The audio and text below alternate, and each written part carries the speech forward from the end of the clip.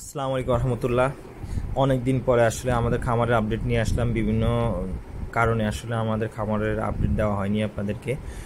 আমাদের যে খাসি প্রজেক্টটা চলতেছিল সেখানে প্রত্যেকটা খাসি আলহামদুলিল্লাহ এখন বিক্রয় উপযোগী হয়ে গেছে। আপনারা দেখতে পাচ্ছেন সামনে আসন্ন কোরবানে আসলে আমরা সবগুলো খাসি ইনশাল্লাহ সেল করে দিব।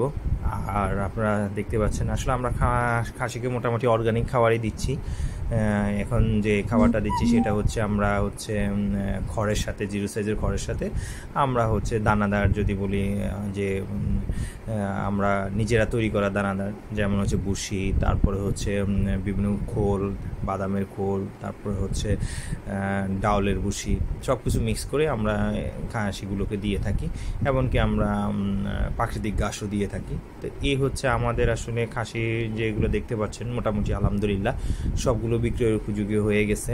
সবগুলোই কোরবানের জন্য আমরা উপযুক্ত করে ফেলছি ইনশাল্লাহ। আমরা সামনের আসন্ন কোরবানে আমরা সবগুলো খাসি ইনশাল্লাহ ছেড়ে দিব।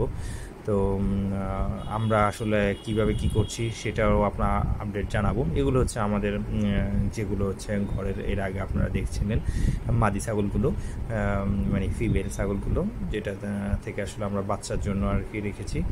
তো ইনশাল্লাহ সামনে আমরা নতুন আপডেট নিয়ে আপনাদের কাছে হাজির হব, যে সবগুলোর কী অবস্থা।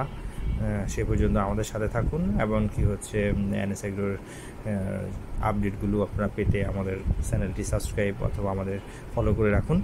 ইনশাল্লাহ কোরবানের সময় আমরা কিভাবে সেল করছি এবং প্রত্যেকটা খাসির ওয়েট কেমন হয়েছে সেগুলো আপনাদেরকে আমরা জানাবো, এবং কি পরবর্তী ভিডিওগুলোতে দেখাবো আমরা কিভাবে আমাদের খাসিগুলোকে খাবার দিচ্ছি, এবং কি খাবার দিয়ে তাদেরকে মোটাতাজাকরণ প্রক্রিয়া আমরা শেষ করছি।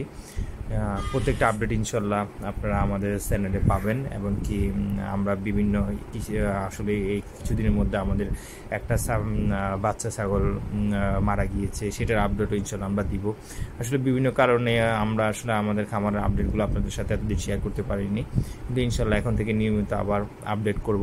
এই ভিডিওটা আসলে আরও 15 দিন আগে করা, বাট আজকে দিলাম। তো সবাই ভালো থাকুন, ধন্যবাদ।